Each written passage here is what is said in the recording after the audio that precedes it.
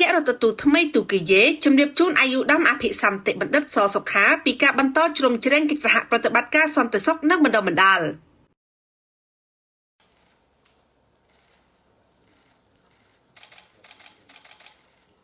ជំនួបរវាងអាយុឧត្តមអភិសន្តិបណ្ឌិតសសុខាឧបនាយករដ្ឋមន្ត្រីក្រសួងមហាផ្ទៃជាមួយអាយុឧត្តមមេសុតអត់ចាន់ឯកអគ្គរដ្ឋទូតសាធារណរដ្ឋទូគីយេប្រចាំនៅកម្ពុជាបានក្លាយជាឱកាសថ្មីមួយទៀតដែលភាគីទាំងពីរគូបញ្ជាក់ឡើងពីសារៈសំខាន់នៃការបដិញ្ញាចិត្តពង្រឹងនិងពង្រីកកិច្ចសហប្រតិបត្តិការក្នុងវិស័យមហាផ្ទៃបន្ទាប់ពីភាគីទូគីយេដល់អាណត្តិផ្លាស់ប្ដូរឯកអគ្គរដ្ឋទូតនៅសារទទួលភ្ញៀវអន្តរជាតិទីស្តីការក្រសួងមហាផ្ទៃនារសៀលថ្ងៃទី24ខែសីហាឆ្នាំ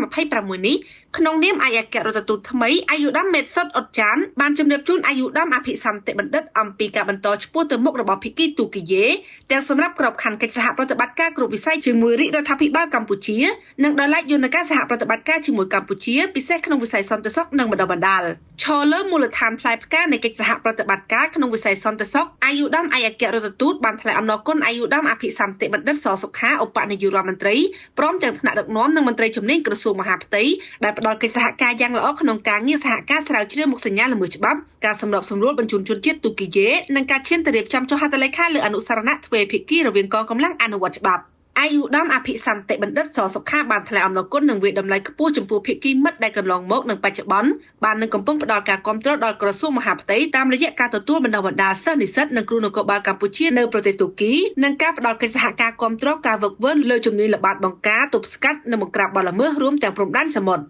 ក្នុងឱកាសនោះដែរភាគីទាំងពីរក៏បានផ្លាស់ប្ដូរយោបល់គ្នាប្រកបដោយស្មារតីផ្ដល់តម្លៃខ្ពស់ដល់ការឈានទៅពង្រឹងកិច្ចសហប្រតិបត្តិការផ្លាស់ប្ដូរបទពិសោធន៍លើការងារគ្រប់គ្រងរដ្ឋបាលដែនដីនិងការបន្តធ្វើការរួមគ្នាទាំងកម្រិតទ្វេភាគីនិងជាមួយសហគមន៍អន្តរជាតិដើម្បីបង្ការទប់ស្កាត់និងបង្ក្រាបបទល្មើសឆ្លងដែនគ្រប់ប្រភេទរួមទាំងអំពើឆបោកតាមប្រព័ន្ធបច្ចេកវិទ្យា